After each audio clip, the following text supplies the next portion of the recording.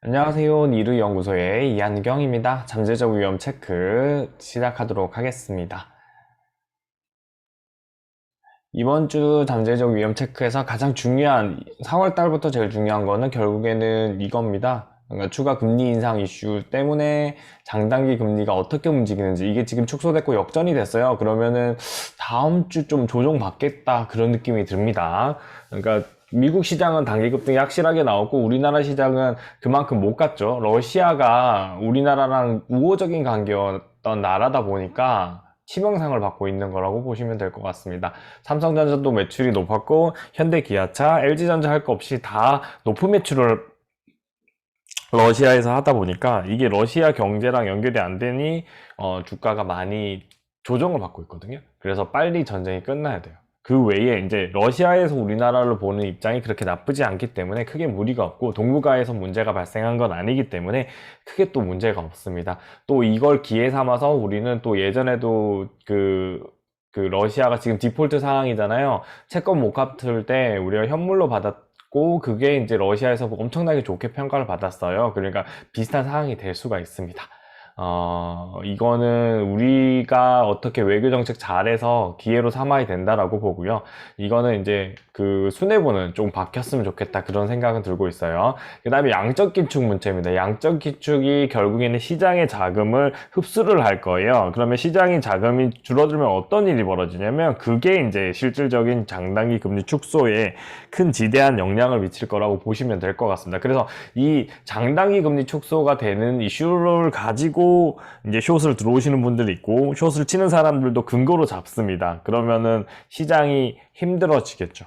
네, 그렇게 봐주시면 되고요. 이게 저는 약간은 4월 중순부터 될 거라고 생각했는데 4월 초순에 먼저 건드렸다가 하락을 주고 4월 다음 주죠. 다음 주 목금 중에 조금 반등이 나와주고 다음 주 월화까지 반등이 나와주고 또 옵션 만기를 한번 촥 주는 거죠. 그러니까 그렇게 좀 주고 그 다음 주에 좀 올렸다가 5월로 가는 게 그래야 시장 조정을 주기가 훨씬 더 편한 그런 시나리오로 가고 있지 않나 그렇게 보고 있거든요. 여러분들도 이제 하나의 시나리오를 한번 짜보시는 게 중요한데 지금은 저랑 이제 계속 이 영상을 보시는 분들은 결국에는 제 뷰를 거의 가져가시는 거기 때문에 지금은 풀 베팅을 하시면 안 되고 현금 보유를 조금 하시면서 그 다음에 단기 채권도 가져가고 이게 장단기 금리 축소가 되면 원달러 환율이 올라가요. 그러니까 달러 자산이 필요하신 분들은 미리 땡겨서 확보를 하시는 게 필요하겠죠. 그 다음에 빅스도 약간은 가져가시면서 빅스에서 한 15% 많이 올라가면 30% 올라갈 수 있는데 15% 이상이 됐을 때 적절한 수익을 가져가는 그 전략 그게 필요한 달이 4월이다. 이렇게 봐주시면 됩니다. 그 다음에 러시아 우크라이나 전쟁인데요. 이건 뉴스 기사에서 최근 러시아가 키이우에서 패퇴를 하고 있고 포위가 약간 됐다는 측면이 있고요. 우크라이나는 지금 전차 수가 늘었대요. 그러니까 기름 보급이 안 되다 보니까 그러다 보니까 전차에서 남아있는 게 두렵잖아요. 그래서 전차를 버리고 도망가는 형태가 나타나고 있다고 합니다. 그리고 자동차로 계속 도망가고 있고, 그러니까 동부 방면으로 이제 후퇴를 하는 거죠. 근데 동부의 아킬레스건으로 이제 가는 거고요. 저번에 말씀드렸죠. 전쟁이 터지고 난 다음에 4월에는 진창이 되고 진흙이 구해줄 거라고 초기에 말씀드렸는데 지금 진흙밭이라고 합니다. 진창이 되기 때문에 그 진흙밭에다가 만약에 전차가 가면 다 파묻히는 거예요. 그러면 우크라이나는 자기 나라에서 하기 때문에 그 파묻힌 것을 다 자기 걸로 만들 수 있는 거고 러시아는 그냥 도망가야 되는 그런 상황이 되고 있어요. 그러니까 실제로 독일이 예전에 러시아 침공했을 때 여기서 문제를 많이 받았고 그 진흙밭에서 제대로 구현이 안 되기 때문에 힘든 상황이라고 보시면 되고요. 우크라이나가 주요 목지점을 계속 점령하면서 포위가 됐다 풀렸다 포위가 됐다 풀렸다 하면서 키우가 철수할 수밖에 없는 상황이라고 합니다. 그 관련된 뉴스를 보여드릴 거고요. 그리고 마리우폴이라고 하는 러시아가 거의 점령했다는 그런 도시들도 폭격이 많이 나왔던 도시들도 보급품이 전달되고 있어요. 그러니까 이런 측면으로 봤을 때는 러시아가 판판이 깨지고 있어요. 근데 이게 두려워요, 저는. 그러니까 만약에 러시아가 어느 정도의 마리우폴이나 저기 그 크림반도 인근 지역에서 이익이 나고 있어야만 협정이 이루어지는데 만약에 일방적으로 우크라이나한테 당하면 러시아가 가지고 있는 무기, 핵무기에 준하는 무기들을 쏠 수도 있겠다 그렇게 보고 있는 거죠. 예, 그거 쏘면은 또 주가 그냥 작살납니다. 왜냐하면 핵전쟁이라는 이슈를 불러일으킬 수 있기 때문이라고 보시면 됩니다. 그러니까 그 한계선에 안 가는 절묘한 정도의 우크라이나의 승리가 필요한 시점이라고 보고 있어요. 이게 우크라이나 입장에서 완전한 승리를 원하겠지만 러시아가 그 버튼을 누르지 않을 정도의 승리가 시장에는 좋아요. 이게 냉정합니다. 이렇게 봐야 된다고 보고 있거든요. 그래서 아니면은 아예 푸틴이 빨리 실각하거나 그게 필요한 시점이라고 보시면 될 것 같고요. 관련 뉴스를 조금 더 많이 가져왔으니까 살펴보시면 될 것 같고요.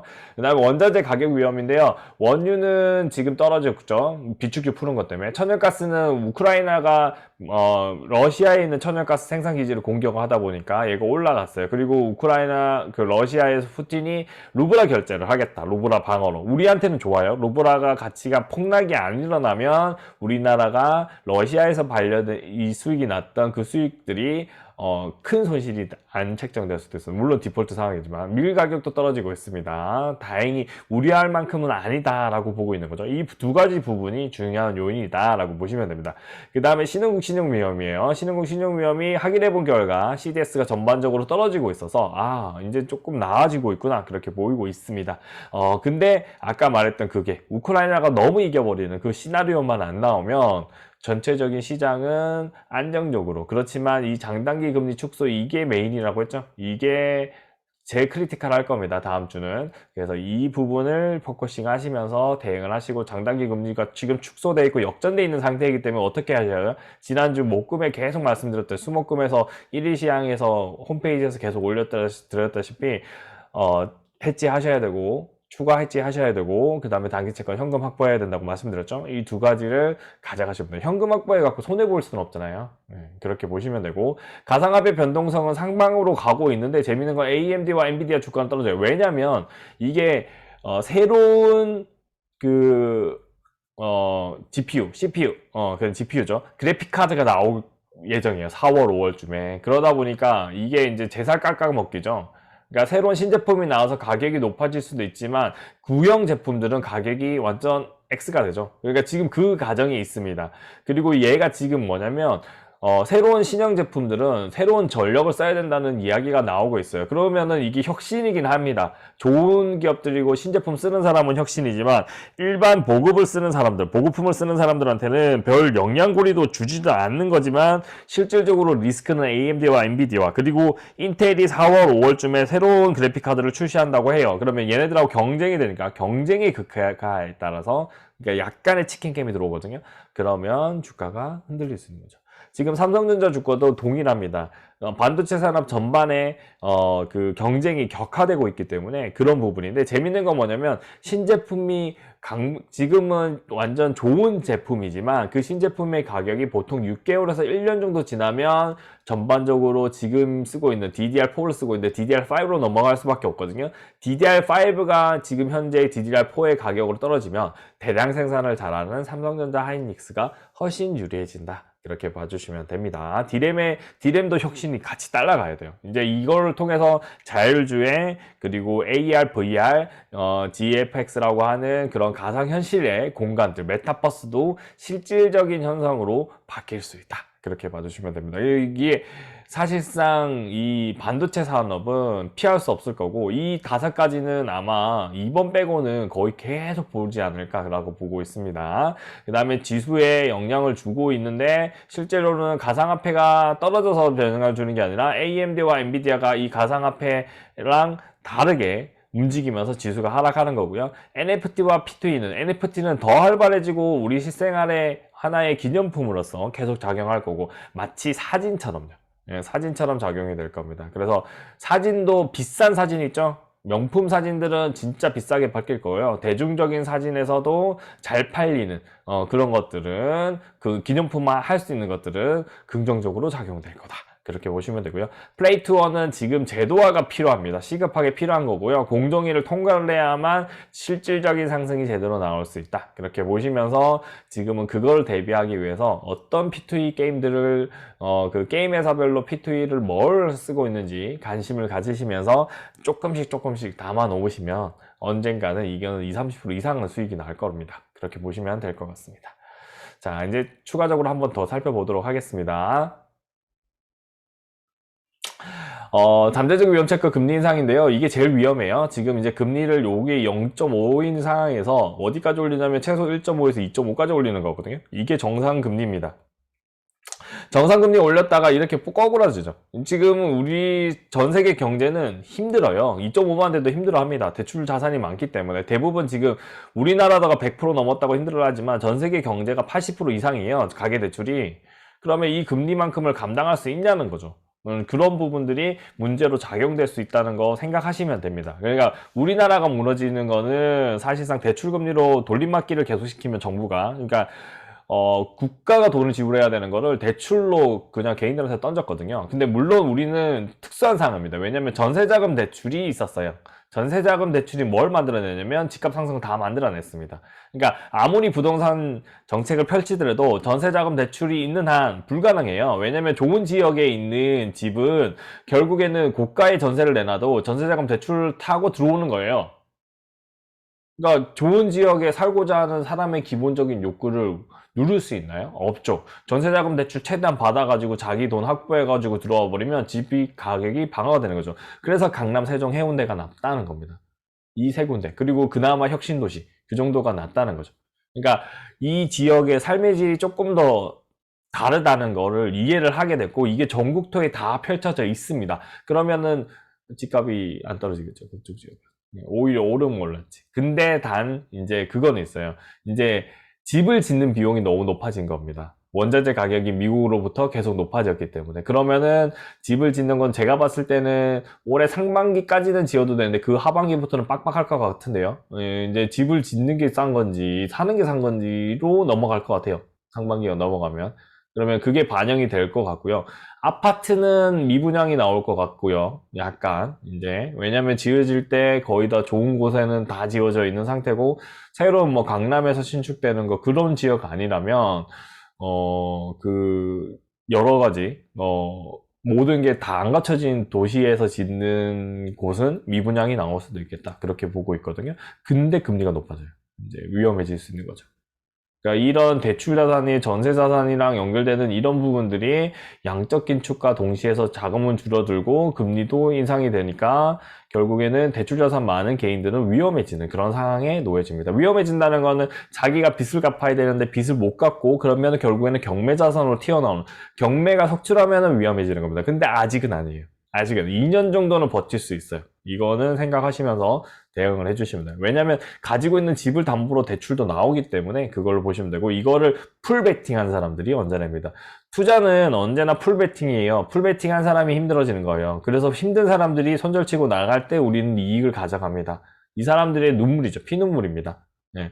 그래서 계속 말씀드리는 게 지금은 대출 자산 최대한 쓰지 마시고 현금 있는 거 가지고만 잘 돌려도 수익을 그냥 5에서 10%가 나오거든요. 그러니까 안전하게 하시면 5에서 10% 나오고 청약만 잘해도 5% 나옵니다. 여러분 자산이 어느 정도면 그 2천만 원 이하라고 하면 그럼 2천만 원 이상일 경우에는 채권 자산까지 투자를 하시면 5%가 나오는 거고 만약에 여러분이 좋은 종목을 고르면 10%가 나오는 거예요.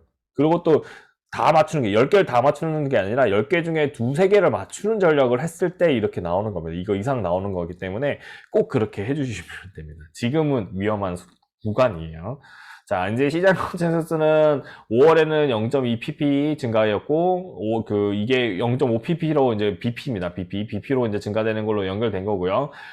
FOMC마다 금리 인상 하겠다고 했습니다. 이거는 블러핑에 가까울 거고요. 만약에 인플레이션이 안 꺾이면 이렇게 하는 게 맞아요. 근데 인플레이션 꺾일 거라고 보고 있어요. 상반기 이후에.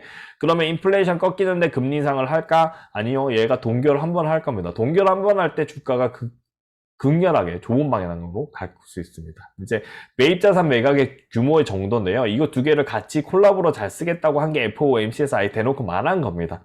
그렇게 보시고요. 그 다음에 제가 시나리오는 이렇게 6번, 5번, 6번, 4에서 5회고 1% 상승 정도. 그럼 1.5 정도 됐을 때 체크하고 내년도 갔을 때 요로 가지 않을까라고 봅니다. 이 정도만 상승돼도 우리가 실질 금리는 2, 3%될 거예요. 우리나라는. 매입자산 매각을 시작을 해서 5월은 당연히 하는 거고 2024년과 26년이 글로벌 침체의 순간이지 않을까. 2022년도 저는 이제 요거를 이 정도까지 안 할 거라고 생각해서 골디락스로 보고 있었는데 이걸 해버렸기 때문에 골디락스가 나오려면 2023년에 오히려 나온 거고 마지막 끌물의 상승 이후에 다시 나오는 거죠. 골디락스도 제가 보여드렸던 게 요 차트 나오고 난 다음에 올라가고 급락 나온다는 거였죠. 이 급락. 이 급락은 피해야 되고 아직은 요 조정 구간이다. 이렇게 보고 있습니다. 이 상승이 나올 거예요. 자, 그 다음에 여기가 지금 실질적으로 보이는 게 10년채와 2년채 보세요. 원래는 이렇게 10년채물의 금리가 높아야 되는데 지금 역전됐죠. 역전됐습니다. 최근에 거를 단기자금으로서 땡기는 단기자금 확보하고자 하는 수요가 늘고 있다라고 보시면 됩니다. 그래서 채권의 금리가 높아지면서 그 단기 채권의 가격이 떨어지는 단기 채권을 팔고 있다는 겁니다. 그렇게 보시면 돼요. 그러면 어떻게 돼요? 여러분들이 현금 가지고 계시는 분은 이제 단기 채권 사놓으면 돼요. 왜냐하면 이게 그냥 지속적으로 유지되는 게 아니라 단기 채권이 결국에는 우상향하잖아요. 이렇게 우상향합니다. 무조건 단기 채권은 거의 우상향하고 분기마다 거의 뭐 30일마다 이자가 나오기 때문에 그 이자를 계속 받고 버티시면 됩니다. 그러면 결국에는 이 역전 현상이 해결됐을 때 큰 수익을, 그러니까 이게 재밌는 건 2, 3% 이상의 수익률이 나올 수도 있어요. 보통 1%만 추구하고 있는데 1년에. 예, 그렇게 보시면서 대응을 하시면 되고요. 시장은 이런 상황이 되면 어떻게 된다고요? 주식시장 한번 빠개집니다. 지금 그래서 목금의 주가가 별로 안 좋았다. 그렇게 보시면 될 것 같습니다. 우리나라는 별개로 삼성전자의 영향도 있어요. 자, 그 다음에 다른 이슈를 이제 살펴보도록 하겠습니다. 러시아 우크라이나 전쟁 기사입니다. 이제 러시아군 순식간 어디서? 키우에서 사라졌습니다. 키우 외곽 철수를 했고요. 왜냐면 지금 키우로 이렇게 일자로 왔는데 여기 이제 차단이 됐대요. 그러면 얘네들 다 도망가야 되잖아요. 여기 한 7,000명, 10,000명 정도의 러시아군이 생포될 가능성이 있다고 하더라고요. 그리고 여기 키우뿐만 아니라 동부 지역에서도 지금 들어와 있던 군세들이 잘릴 가능성이 있다고 합니다. 그 다음에 여기 러시아군의 포획된 마리우폴이 이쪽에 있는데 이게 지금 보급이 된대요. 그러니까 이게 그러면 도로를 차단 못했다는 거거든요. 그 다음에 키우 했고 북부정선 반경, 전역 탈락. 그 다음에 푸틴은 5월 근래 전쟁 승리 선언을 해야 돼요. 그러면 승리를 하려면 방법은 하나입니다. 돈바스 지역을 얘네들이 잡아야 돼요. 돈바스 지역은 거의 점령을 했거든요. 돈바스 지역만 점령을 하고 그 다음에 협정 맺는 거죠. 그리고 우크라이나는 그 나토에 가입 안 한다고 거의 협정을 한다고 했거든요. 그러니까 나토에 가입 안 하고 그러면 서로 윈윈이 됩니다. 실질적으로.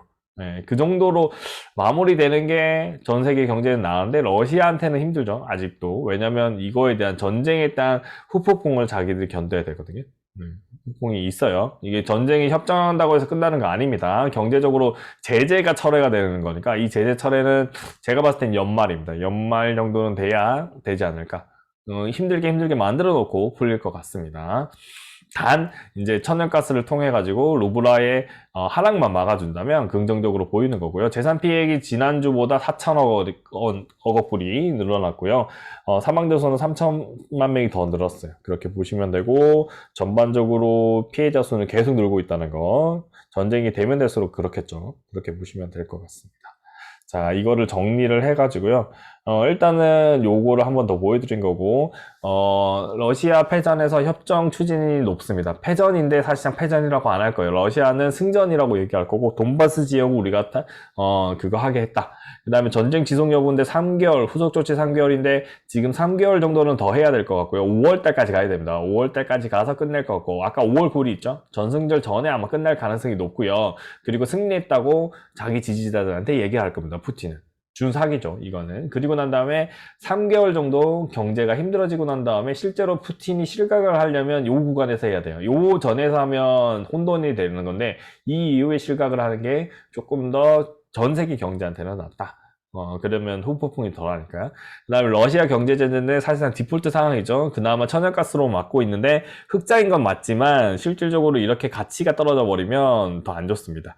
그 다음에 원유 가격, 원달러 환율 변동성은 계속 확대되고 변동성 너무 심하죠 지금. 그 다음에 우리나라 대기업은 직격을 맞고 있어요. 직격. 그래서 지금 대기업 실종 상위 종목들이 계속 떨어졌던 거고, 그렇지만 저희가 봤을 때는 가지고 있는 가치보다 더 많이 떨어졌다, 그렇게 보고 있습니다. 그래서 이게 해결되면 해결될수록 주가는 긍정적으로 반응이 될 수 있다라고 보시면서 저는 투자 기회로 보이거든요. 투자 기회로 보이는데 비율만 지키세요. 풀베팅은 절대 하시면 안 되고 20분의 1입니다. 20분의 1. 20분의 1로 여러 가지 종목들 많으니까 그 종목들을 가져가시면 되고요. 저는 다양한 성격의 종목들로 나눠서 투자하는 걸 좋아합니다. 여러분들도 그런 식으로 투자하시는 게 좀 더 안전하다는 거 생각하시면서 대응하시면 될 것 같습니다. 러시아 우크라이나 전쟁 이슈였고요. 신흥국 신흥위원 보겠습니다. 휴전협정에 대한 소식이 여러 가지로 나오다 보니까 전반적으로 좋아졌어요. 그 독일이 이제 대표적인데 독일이 13까지 떨어졌습니다. 독일이 여기 14.9였거든요. 그러니까 얘가 사실상 지표화하고 있다라고 보시면 되고요. 일본 같은 경우에는 이렇게 떨어졌습니다. 그렇지만 일본은 지금은 자체적으로 위험해요. 지금 이게 지금 CDS이긴 한데 이게 한꺼번에 튀을 수도 있어요. IMF 때도 우리가 급등한 것처럼 일본은 투자를 함에 있어서 개별 기업에 진짜 좋은 기업들, 우리가 IMF 터졌을 때도 올라간 종목은 올라갔거든요. 수출 기업 같은 경우에 그런 종목들로 선별하셔야 됩니다. 포르투갈은 아직 40대에 있고요. 근데 터키가 팍 줄었죠. 터키가 많이 줄었습니다. 터키가 이렇게 줄면서 터키와 관련된 이슈가 있는 종목들은 올라갈 수 있는 거고요.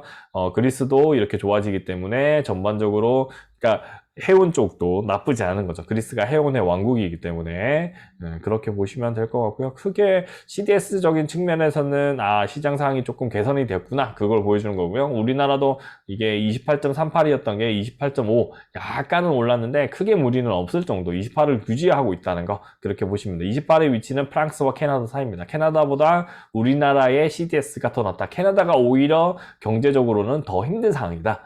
왜냐면 캐나다에 여행을 많이 가는데 여행 자체가 제대로 안 되고 있잖아요. 그렇게 보시면 될 것 같습니다. 그리고 캐나다와 미국이 고르게 왔다 갔다 교류가 되는데 교류가 안 되다 보니까 더 위험하다. 그렇게 봐주시면 될 것 같습니다. 자, 그 다음에 이제 원자재 가격 위험인데요. 와, 진짜 변동성 심합니다. 이거 10%죠. 10%가 하락한 거고, 얘는 거의 5% 올랐고요. 얘는 10% 이상 또 떨어진 거죠. 그러니까 이 두 개는 예측이 불가능해요. 예측이 불가능하고, 저는 요런 데서 거는 것보다 요런 데서 베팅하는 거거든요. 왜냐면 오버슛이거든요. 얘 지금 오버슛 약간 비슷해요. 근데 얘도 오버슛이거든요. 얘는 오버슛이라기보다는 원래 여기가 그냥 이 가운데랑 비슷한 가격이었는데, 이거는 사실상 누구 때문에? 미국의 바이든 대통령이 비축유 푼다, 방출한다는 전략 때문에 주가가, 그 원유 가격이 이렇게 된 거예요. 그래도 요 흐름을 보시면 딱 맞아요. 그래서 저는 90%가 이 100% 사이를 유지한다면 아마 원유를 사고 팔고 다채를 안 할 거다, 그렇게 봐주시면 될 것 같습니다. 여러분들도 원유는 그냥 감시용으로만 들어가는 거고요. 절대 베팅을 하는 용이 아닙니다. 원유에서 언제든지 신재생 에너지로 넘어갈 수 있다는 거 생각해 주시면 되고요. 천연가스는 지금 약간은 매도 구간에 들어와 있어요. 매도 구간에 들어와 있는데 뭐 푸틴 마음이니까 이것도 우크라이나가 러시아의 천연가스 직결하는 곳을 공격을 하다 보니까 이런 일이 벌어졌는데, 다시 또 내려올 수도 있지만 또 올라갈 수도 있어요. 네, 그래서 정말 리스크가 큰 상황이다. 이런 것들 하나하나가 시장에 크게 영향을 미친다. 조선업종에서는 천연가스들은 원유 가격이 높아지면 높아질수록 유리한 거고요. 반대로 또 해운업종이나 여행업종에서는 원유 가격 떨어진 거는 긍정적이다, 그렇게 보시면 되고요. 소맥 산업이 이게 밀가루인데, 밀가루가 높아지면 어떻게 되겠어요? 결국에는 제빵 가격이 높아지고 전반적으로 식재료 가격이 다 높아집니다. 그래서 얘는 지금 좀 오버슈팅인 건 맞는데 더 내려와야 되지만, 결국에는 이거는 1년에 걸쳐서 생산하는 거기 때문에 두 번 재배하면 6개월이긴 하지만 그래도 실질적으로 시기적으로는 오래 걸리는 거기 때문에 얘는 무조건 보수적으로 대응을 해주시면 됩니다. 감시용으로만 보시면 될 겁니다. 얘가 높아지면, 이런 구간이 되면 물가가 진짜 급등이 나오겠구나, 그렇게 보시면서 대응을 하시면 됩니다. 마지막으로 가상화폐입니다. 가상화폐는 상승이 나왔고 지수는 떨어졌어요. 이게 재밌는 거는 가상화폐는 지금 올랐죠. 오르는 폭이고 얘도 오르고 얘도 올라요. 왜냐면 이제 이더리움이 채굴의 형태에서 벗어나고 있기 때문에 그런 일이 나타나고 있는 거고요. AMD는 떨어지고 있죠. 이게 왜냐면 신제품에 그래픽카드 나오고 인텔이라는 경쟁자가 새롭게 나오고 있기 때문입니다. 필라델피아 반도체 지수에서 AMD와 엔비디아가 차지하는 폭이 크다 보니까 얘네들의 하락이 이제 자연스럽게 하락을 더 만들어냈다라고 보시면 되고요. 급락으로 나오고 있습니다. 급락이 실제로 AMD의 급락이 필라델피아 반도체 지수의 급락을 만들었고 나스닥의 급락도 같이 만들었다라고 보시면 됩니다. 근데 나스닥은 올랐죠. 나스닥에서 누가 있죠? 테슬라가 있죠. 테슬라가 실질적으로 가격을 올려버렸어요. 그러면서 주가가 올라가는 거죠. 가격을 결정할 수 있다는 대기업은 정말 유리합니다. 애플과 테슬라가 제일 유리한 이유가 거기에 있다라고 보시면 되고요. 그 다음에 S&P 500 같은 경우에도 올랐어요. 근데 다우존스 같은 경우에는 떨어지고 있죠. 금리, 장단기 금리에 따라서는 그 역전이 되면은 금융업이 좀 위험해질 수 있습니다. 그런 부분들을 시장이 알고 있기 때문에 부정적으로 보고 있는 거고요. 그래서 혼조세죠. 일주간은 혼조세였고 다음 주에도 혼조세이지 않을까라고 봅니다. 잘 나가는 대기업은 더 잘 나갑니다. 금리가 필요 없어요. 왜냐하면 잘 나가는 대기업의 마진율은 20%입니다. 20%인 기업이 금리가 3%가 되든 4%가 되든 2%가 되든 무슨 관계가 있을까요? 없어요. 이 2%, 3%, 4%에서 직격을 매기는 기업들은 결국에는 10%의 마진을 가지는 기업들입니다. 이 기업들이 10%라는 수치는 상징적으로 시장에서 좋아하는 수치거든요. 이거를 달성하면은 주가는 올라가지만 이걸 달성하지 못하는 보통 주가가 떨어집니다. 그렇게 보시면 되죠. 그래서 제 영상을 보고 저의 홈페이지에 계속 오시는 분은 아시다시피 우리나라에서 영업이익률이 50% 나오는 기업이 있죠. 그 다음에 조단위 5조 정도의 당기순이익이 발생한 기업이 있습니다. 이 기업의 가치가 지금 제대로 평가를 못 받고 있다. 그렇게 봐주시면 되죠. 이거는 결국에는 반영이 돼야 되고 장기 추세선에 따라서 기술적으로만 흘러가고 있다. 그렇게 봐주시면 됩니다. 개인은 지금 거의 손 뗀 상태예요. 사실상 이거를 끌어올릴 수 있는 주체는 기관밖에 없습니다. 기관, 외국인, 연기금 이렇게 보시면 되고 그래서 자기들이 찍을 자리를 찍고 반등이 나올 거라고 믿으시면서 대응을 하시면 될 것 같습니다. 잠재적 위험 체크를 했고요. 전반적으로 시장의 상황은 다소 완화되는 위험의 정도가 완화됩니다. 그렇지만 언제나 잠재적 위험은 완화되는 위험일 때 제일 위험한 위험 그거를 고려를 해야 됩니다. 위기가 있다고 위험이 있는 상황일 때는 언제나 그 위험이 가장 크게 작용이 된다라고 보시면 되고요. 이거는 1번이 가장 큰 이슈다. 그렇게 봐주시면 되고 2번은 해결되면은 오히려 1번의 위험을 좀 줄여줄 수 있다. 이렇게 보시면서 시장 상황을 다음 주도 잘 대응하시기를 기원드립니다. 오늘도 영상을 마치겠고요. 본 영상이 좋으셨으면 좋아요와 구독 부탁드리겠습니다. 감사합니다.